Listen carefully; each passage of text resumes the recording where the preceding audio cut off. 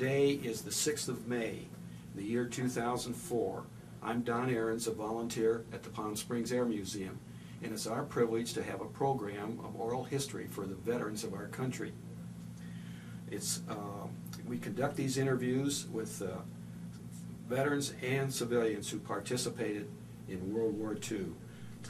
Today I have the privilege to interview Jacque Abels, who was a lieutenant senior grade in the United States Navy Reserve, served our country from April 1941 to October 1942. Welcome, Jacque. Thank you. Would you please spell your name and give the place of your birth? Jacques, Abels, A-B-E-L-S, Boston, Massachusetts, 1917. What were your mother and father's names? My father's name was Alexander Hamilton Jackson Schultz Abels, and my mother's name was Bertie Eleanor Katz. How about grandparents? Were they? My grandparents were David Abels and Helen Abels, and I don't recall on my mother's side. That was on my father's side. Were they natural Americans, or did they? My father was first generation. My mother was second generation. Okay. Did you have brothers and sisters? I had a twin brother, an older brother, and a sister. And were you raised in Boston? Did you go to? I was born in Boston, raised in Brookline. Oh. And what, you remember the names of like your schools, maybe a junior high or high school? I knew you'd ask me that, so I thought I'd do a little research. It was an Edward Devotion School for a grade school, and I went to Brookline High School, 1931 to 1936. How was it then in our country? That was kind of the Depression era. It was tough going, but we enjoyed life. We didn't have all the fancy gadgets that everyone has today. We made things. We were a close-knit community and family, and it was wonderful. What kind of play did you have? Did you involved in sports, or did you have games that you particularly remember? Well, having a twin brother was one of the greatest experiences that you could have, because I had a friend in my entire adolescence age. But I ended up at Brookline High School on the track team, and I won the Class B finals for the 440 in Harvard Stadium in 1936. And I have a photograph from the Boston Globe showing me crossing the finish line. Do you remember your time? Well, I think I'd be lying if I don't remember the time. Okay. I could make a good time, but it's not right. I think it was about 52 seconds at that time. Okay, that's great. Were you planning to go to school after that? Did you go to college? I planned to go to school, and I had a scholarship to William and Mary's, a track scholarship, but my father said it's not feasible. I think you should go to work. So I went to work for 2 days, and in 1938 I said I'm going back to school, and I went to the University of Denver in Denver, Colorado. Mm. What did you study there? General business, economics. That's what most people were, unless you were doing a specialty, because I really didn't know what I wanted to do. Yeah. Did you have a car then, or what? Remember your first car? Or? No, in those days I was worked my way through college. Funny incidents, when I went to Denver University, I went with this friend of mine his name was Louis Kornfeld, who ended up as CEO for the Tandy Corporation. And he had a Whippet Roadster, and we drove from Boston to Denver, Colorado. And first thing I did, I walked into a restaurant and I said, I want the biggest meal you have here, because I didn't have very much money in my pocket. And I sat down and had a steak dinner and everything else. A 7-course meal was $1.75. And I walked up and she said, $1.75. I said, where's the dishes? I don't have any money. And so she said, okay, you're going to school? I said, yes. She said, wash dishes for 3 hours, you've got 3 meals. So now I had my meals. And then I went over to a house where my friend was staying, and he said, talk to Mrs. Franklin. It just came to me, wow. And she said, I said, I don't have any money, but she said, will you mop my kitchen floors 3 times a week, and you got a bed in the basement with a desk. And that's how I had my bed and my meals taken care of. And then at that time they had what is called the National Youth Association, NYA, and I worked on the campus landscaping for 37.5 cents an hour, 3 hours a day from 4:30 in the morning to 7:30. And after that, I did that for 2 years, and after that I said, I'll never push another lawnmower the rest of my life. And I haven't. I hire my gardeners now. And then from there, I waited on table, and I ended up in a packing house, Linda Packing House, working as a swamper. And we were making, I think, 49.5 cents an hour. And you had to work in those days, because there was always someone standing outside ready to take your job. And that's how I worked my way through college. I was able to do all right, and I bought a car, and I was paying, I think I was paying about $10 a month. And I joined the Naval Reserve in September of 1938 or 39. I'm a little fuzzy on that. And I attended meetings, and then finally, after about a year, I said, gee, this isn't for me, and I went inactive. And when the war broke out, well, before that, naturally I signed up for the draft, but I didn't want to go in the Army, because my father had said to me, and incidentally, my father was a Rough Rider with Teddy Roosevelt in the Spanish-American War, and he said, go into the Navy and keep your nose clean and try and get a commission. And so I took his advice, and I was in the reserve, and I was called into active duty. And my twin brother was called in the same day, but he was in Boston. He got stationed on the USS Ironsides, and I was sent to San Diego boot camp. And I went to boot camp and finished boot camp and went to radio school to become a radio man. And then I was assigned to the, waiting for orders to go to Pearl Harbor. This was in October, and I was on what is called a YNG, a yard net gate tender, which we used to open and close the gate there for ships coming in and out of San Diego Harbor off Point Loma. And I can vividly remember December 7th, the radio came through, and the carrier, I forget the name of the carrier, one of the carriers was coming through, and the chief boatswain mate, who was our captain, he says, break out the guns and ammunition. And I'll tell you something, if you think sailors know about munitions and guns, the only ones that know that are the gunner's mates, because we had quite a time, but we finally ended up okay. And I remember going ashore that night and having liberty. And my cousin was married to a doctor who was a major in the Army. And we were at the U.S. Grand Hotel in San Diego having dinner December 7th. So, and then about a week or 2 weeks later, I got orders to go to Pearl Harbor. And I was transferred to the, I can't remember the name, but I remember the name of a couple of the other transporters on. It was a troop ship. And I had said to this friend of mine, he says, I'm going to get seasick. And I said, no, you won't get seasick. I said, if you suck on a lemon, it's going to take care of you. But when I came aboard and we went up the gangway, here he is. We're still tied up to San Diego at the docks.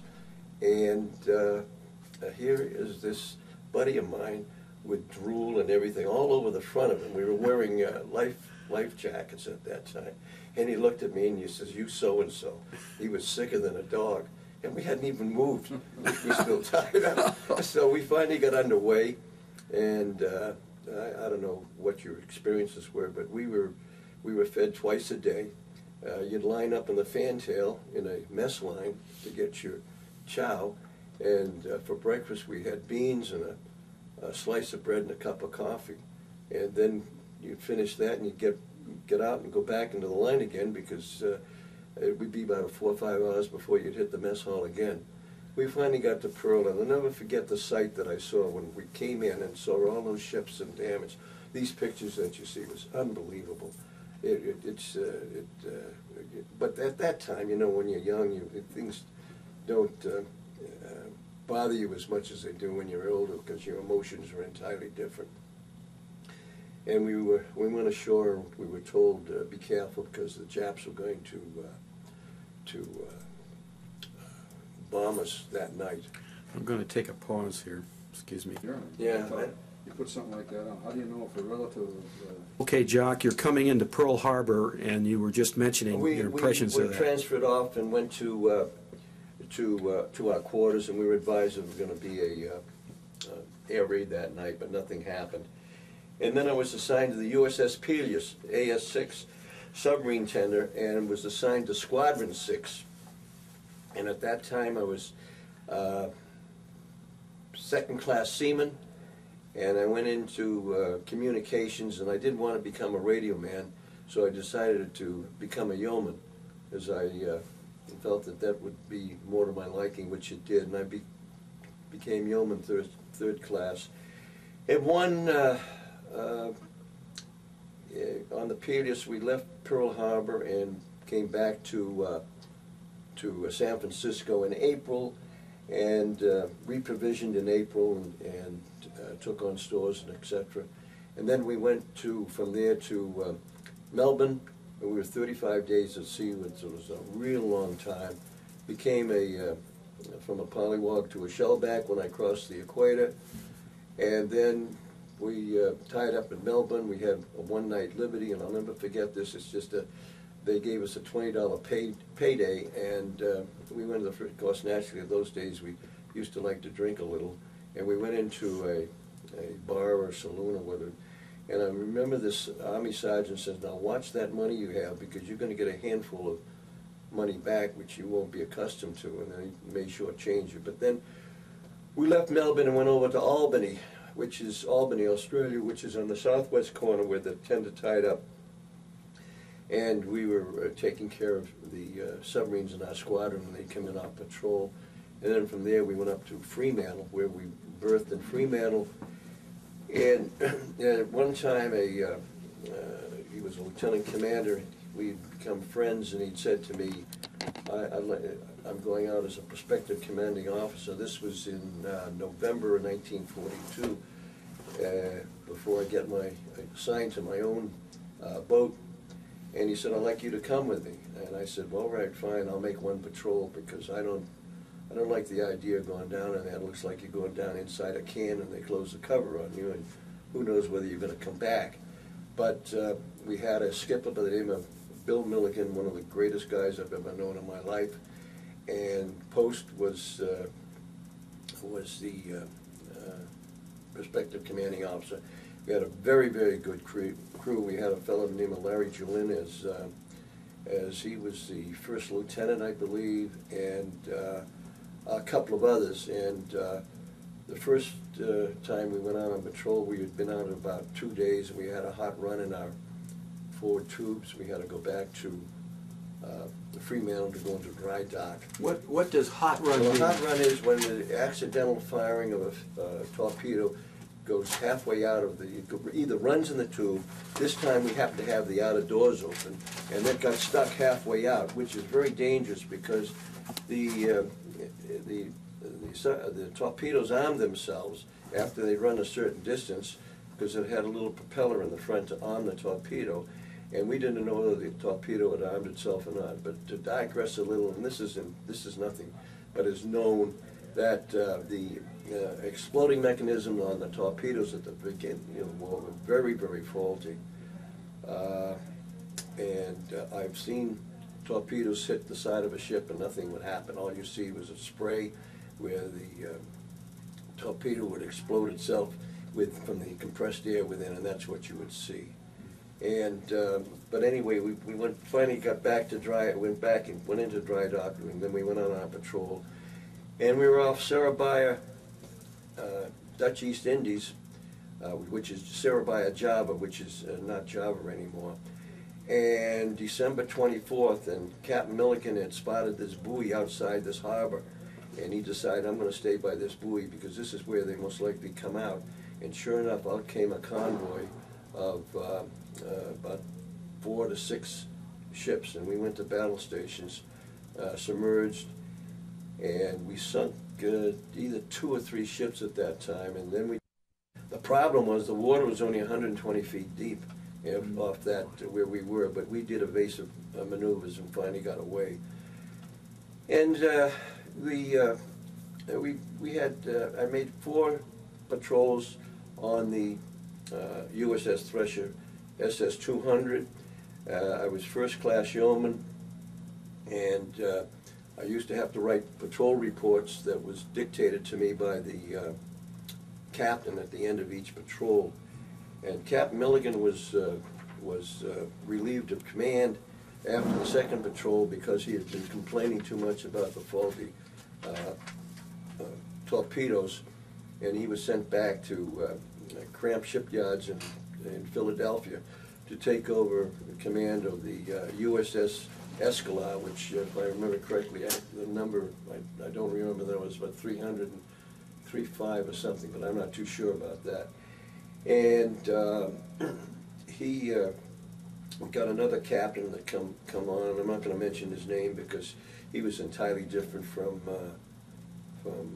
Captain Milligan. Captain Milligan was a little short Irishman and one of the greatest guys. He's the kind of person, I've only met 2 or 3 people in my entire career, and incidentally, they all happen to be Irishmen. I don't know, being Jewish, I see these Irishmen, and if Milligan and says there's a wall of fire and I'm going through it, follow me, I would have followed him. I wouldn't have thought one minute, because I had faith and confidence in this skipper. How many? What was the size of your crew? We had between 85 and 90, and we usually at the beginning of the war we used to have 6 officers. At the end of the war, we had anywhere from 80 and 10 officers, and then the fleet boats at that time, the diesel boats, were 312 feet 6 inches long, and submerged. We could at top speed we could go about not too much because it was all on battery power. What we would do is when we were on a patrol area, we would be submerged. We'd go down at sunup and stay submerged all day long, and naturally periscope depth depending upon where we are looking for ships. We were assigned certain areas and lanes that the higher ups knew where the shipping would be, and usually you'd spot smoke on this horizon and you'd go after that and see what you could do.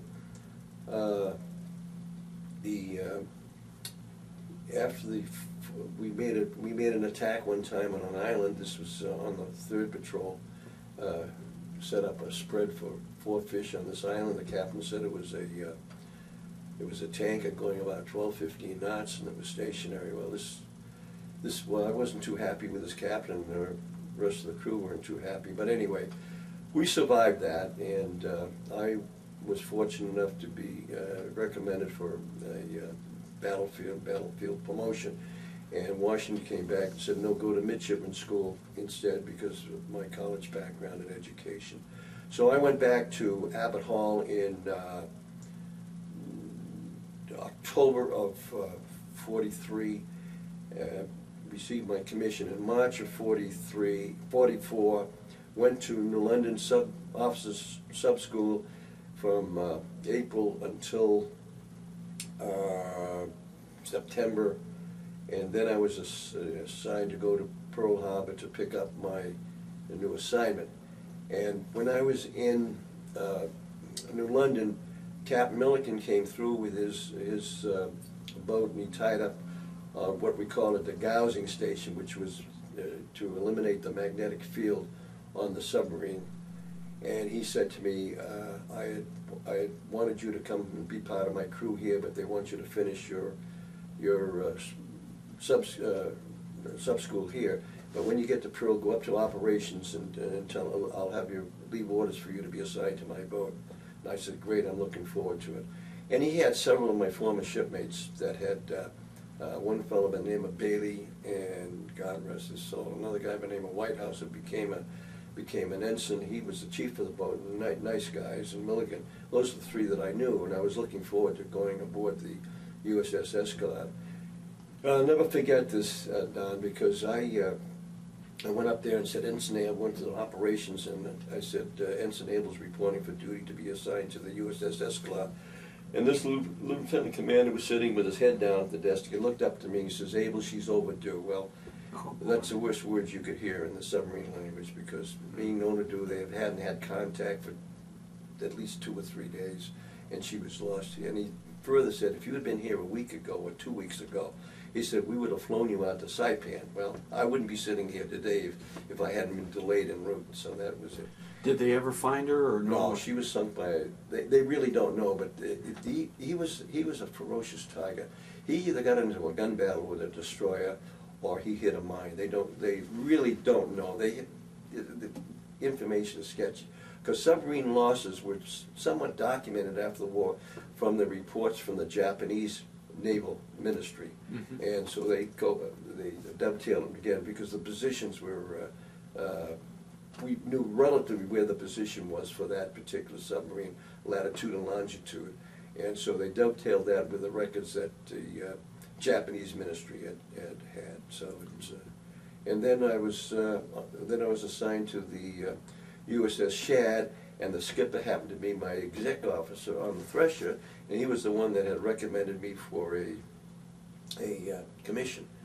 And so, and it was a funny story had an incident with an academy graduate that we were both assigned to the Shad at the same time, and we had a shortage of berthing space. We had staterooms, but one of the officers would have to sleep on the what we called the transom, which was the bench in the wardroom. And so Hal Taylor, unfortunately he's passed away, we were good friends. He said, well, he says, Jacque, he said, looks like you're going to have to sleep here because I'm from the academy and I outrank you. I said, wait a minute, Hal. This is a true story. I said, let's go one way. I said, what's your number? He says, my number is 331607. I said, well, it looks like you're going to sleep on the transom because my number is 331606, and that's it. And he never forgave me. I beat him by one number. Don't tell me how it happened. And then Captain Julian, we got out, and what they would do, we'd leave port, and he called all the officers into the wardroom with the exception of the exec would usually, the exec or one of the senior officers would have the bridges. We're going out underway. And he'd open up his sailing orders and read the sailing orders to all the officers where we're going and make specific recommendations and so forth. And he turned around and he says, all right, Jacque, he says, you're going to stand JOD watches, and Taylor, you stand JOD watches. And so then we went to Saipan, and same thing in Saipan, we left it to go on patrol, and there we were again in the wardroom, and he's opening the sailing orders, what position to take and what area to go into. He says, Jacque, you'll stand senior watches, and Taylor, you're going to stand JOD watches. Taylor said, Captain, he says, I'm from the academy. He says, I don't care whether you're from the academy or not.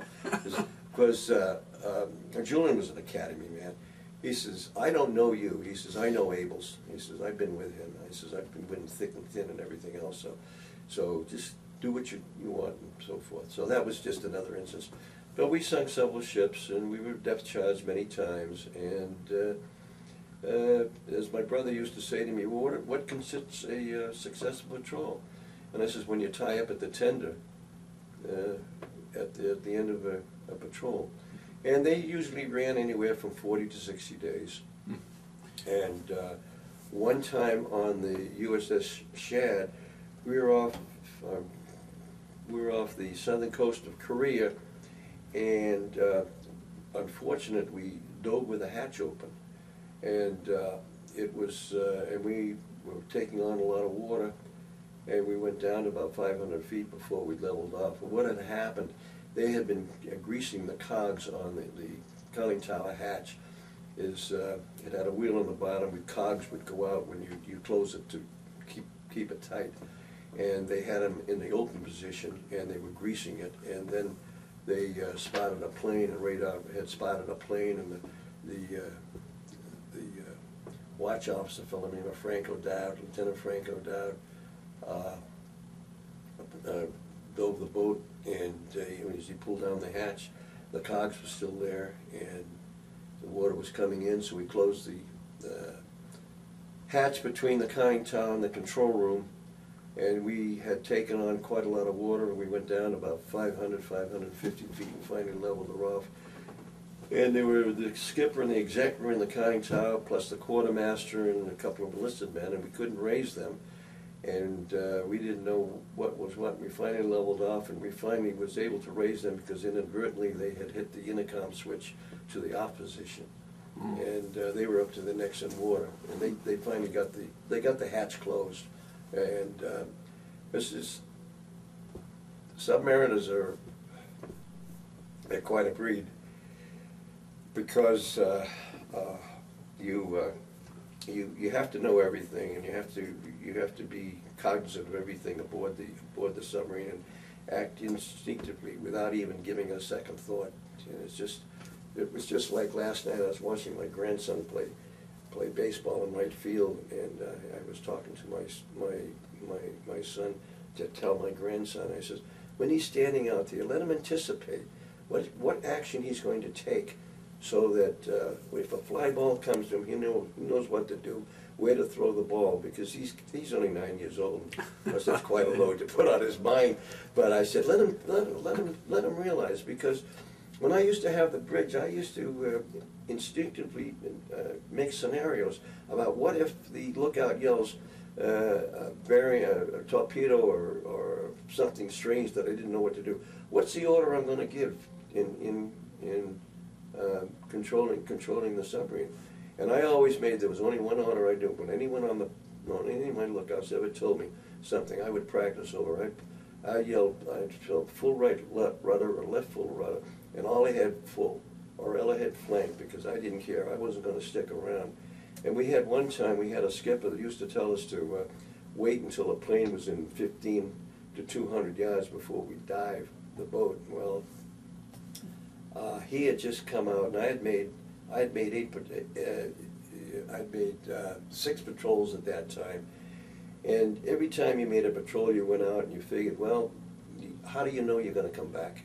This was, and we were getting ready for the invasion of Japan, because this was in '45. So I told the radar operator when I would come on watch, I says, listen, so and so, you're going to contact. Tell me when it's 5,000 yards, bridge, contact 2,000 yards, because that's what the captain wants. And he said, I'm with you. I was having a lot of fun doing it, but I wanted to make sure. And he said, what are you doing? You're throwing everyone out of their bunks. The captain, I says, a plane up there 1,500 yards. I'm not waiting to find out. So, inter-island steamer, it was about 4,000 tons, and we fired a spread of 4 fish from a forward room, and we were making a surface run, and we saw the fish hit the side of the and nothing happened. So he said, we're going to shoot it with a deck gun. And he got up there and he bore-sighted we had a 551 that they put on. We used to have a 5. We sunk it, and they were swimming around in the water. It's the only time I saw, because most of the time our attacks had been submerged. Mm-hmm. And you'd get if we had time, the captain would call the crew in and say, everyone take a look at that. I'd see tankers go up with big balls of fire and things of that nature. And he said, flooded down, so I want to see if we can get some prisoners. And he had a Zippo lighter. You remember the Zippo lighters we used to use to smoke our cigarettes? He had it in his breast pocket. And he was reading down, trying to get this big Japanese to bring him aboard, and the guy wouldn't come aboard. So finally he says, forget it. He got up and get to be back in the conning tower, and he says, all ahead full, and we went right through everything that was around there, and he says, where's my lighter? I said, Captain, that Jap stole it out of your pocket. He looked at me. He says, Abels, he says, I don't know how to make you out, but that's all right. So, but anyway. Where did you come back to? I came back, we came up to New Orleans. We came through the Panama Canal, transit the Panama Canal. Oh, I got a good story, another one. And I left the boat in New Orleans. The exec was in charge then because his captain had bailed out. And he says, well, you can't. You got to ride with me up to Portsmouth, New Hampshire. I says, I'm getting out of here. I had more points because in those days to get out, you had so many points for this and so many points for that, and I had enough points for 10 people to get out at that time. And I had decided, I was toying with the idea whether to stay in the service or get out, and I decided I decided I wanted to get out and go back to school and get into private life.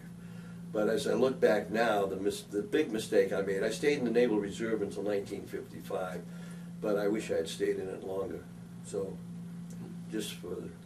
So, you came back and got married, and then what kind of a business or career did you... Well, I started out in San Francisco, and I was started in the retail business until 1956. And we had 2 children, a son and daughter. My son is 54, my daughter's 52. And we went from Sacramento in 1956 to Los Angeles. And I went into the furniture business there for about 10 years. And then after that, I went into the insurance business and been in it ever since. Wow. And how did you get to the Coachella Valley? I had a friend of mine that was working for me when I was in the business in Los Angeles. And he said, I'm going down to La Quinta. I'm leaving. He was a contractor, which I use, a real good artisan. I said, you can't do this. We got several jobs. He says, I'm going. I'm out of here. And he gave me the directions where he was going to live. And it was in La Quinta. And we came down. We said, well, let's go down and see him one Sunday. We drove down. And we fell in love with the place. The minute we drove into that cove and took a look around, and there was no one there. And I said, boy, this looks like a good place to... I said, well, good for weekends. I don't know about business. And so what we did, we bought a home, up in the cove, and then I used to commute until 1977 when but my wife came down here and stayed here. So she said, I'm not going back to the city. And you have grandchildren now? One grandson, Okay. 9 years old, nice little boy. And do they live in La Quinta? No, they live in Palm Desert. My son my son's an insurance broker, and he is in Palm Desert. He's very successful, and it's just a good. And La Quinta is a great place. I'm planning commissioner for the city of La Quinta. I have been for 10 years, and I've seen the growth. And it has something to do, I suppose, with 1 of 5 in the planning commission recommending or not this or that and making certain conditions. So we've seen a lot of things happen. We know what's taking place and make decisions, because our decisions, the city council depends upon that, and it saves them a lot of time and research. So that's our way to go. You know, you had a tremendous service time. What would you like to say to your grandson that you'd like him to remember when he grows up about World War II and our country? That's a good question. Mind your P's and Q's, do as you're told, follow through, even though today's situation, today's climate is so entirely different from what we were accustomed to, because we didn't question anything. We believed what this is. They know what they're doing, supposedly. We found out later a lot of times they didn't. But this is what we were told to do. I mean, not question authority. Just follow through, whether it was right, wrong, or it wasn't ours to. Just like the saying, yours is not the reason why, yours is but to do or die. I used to have a quartermaster. I'd go have the deck, and he said, what's our orders tonight? What are we going to do? And his name was Lincoln. I used to call him Abe. He says, Abe, yours is not the reason why, yours is but to do or die. He said, but I don't want to do it. I don't want to die. I says, I don't either, so don't worry about it. We're not going to worry. But I was questioned this. I was interviewed over in Normandy at the cemetery at Armistice Day. Well, they call it Veterans Day now. Armistice Day, 1999. Jim, he's the ABC foreign correspondent. Jim, I can't remember his last name. we happened to go to visit the cemetery, and that's quite a scene from D-Day and the landing there and so forth. And I was asked if I was a serviceman. I said yes. He said, "Would you like to be interviewed for ABC television?" I said, "Sure." I don't think. He said, "Well, all right." So when I went up there, he said, "Fine, take some time." So they interviewed me for about 30 minutes, and I said, "How much is this going to end up on the cutting room floor, and how much is going to be on the tube?" He says, "Well," he says, "most of it will end up on the cutting room floor, but I assure you, you'll be on the tube." And so I spent quite a fortune making long-distance phone calls, calling everyone back in the States, watch ABC News, nightly news on was it Wednesday or whatever it was, because I'm going to be on television. And it's raining cats and dogs where we were being interviewed. Well, here's the clip that comes on ABC because it was taped. It's a bright, beautiful, sunshiny day. And here's the guy, Jim, I think of his name in it. He's doing all the talking and nothing there. It ended 100% ended up on the cutting room floor. Oh. But that's all right. That's how you go along. You know, life has been very good to me. I can't complain. I've lived a long time and I expect to live a lot longer. And getting back to your question, tell my grandson that think things through and listen to your father and go from there. Well, Jacque, thank you for what you've done for our country. And the Air Museum is very proud to have you here. I'd like to take you down with the submarine now and have you talk a little bit about it. I'd be more than happy to. And we'll add that on the end of the tape. So is there one, anything else you'd like well, to... just one other thing. This is when they're having the dedication for the World War II Memorial in Washington, D.C., this Memorial Day, year 2004, the city of Lakina and my VFW post authorized me to be their delegate to the situation. So I'm going back to Washington at the end of the month. Well, that's a well-earned honor. Yeah, and I appreciate it, but it's like everything else. SS-294. Yeah, that was the Escalade. Okay. The diving planes. And these would tilt back and forth like this, depending upon the degree that you were diving. They'd say, give me a 10-degree down angle, and when you were going up, so when we get into the control room, I'll show you where so these are the planes.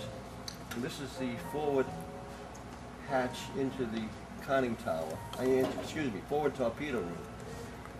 And here we have the torpedoes and the torpedo tubes. We had 6 tubes forward and 4 aft, and we carried 24 torpedoes. We would carry 6 in the tubes and 6 in the tubes and 8 tubes forward, which is 8 torpedoes forward. The berthing was inside. Sometimes there were bunks on top of these torpedoes for the forward torpedo room enlisted. This is your head here, and you had to be careful how you use that, because if you didn't, you could blow everything back in your face. And then on the this is on the starboard side, on the port side was the wash basin and sink. And so this is your forward torpedo room. This, in case you had to escape, this would be used as an escape hatch here. So there's another hatch here that you would flood down and blow it out and so forth. I'm not going to go into that. Then this is officers' quarters here, and you had 4 staterooms here. This was this is a different one that I was on, but it's all similar. This is the skipper's stateroom. On the other side, on the port side, was the wardroom, where we had the mess and everything else. And this is also your battery compartment, forward battery compartment, and this are your ballast tanks in here and your compressed air bottles and so forth. So then, moving in here, this was the control room here, and below that was the pump room. And this, wait a minute. Okay, this is the conning tower, control room, and the pump room. We had 3 sections here. Submerged, you have a wheel here, and you also had one down here if you had a shift to if something happened to the steering. And this is your induction system, your air system, and coming from the control room off on the port side was the Radio Shack, and this is quite a display. This is great. I'm going to stop for a second. IC room like we have.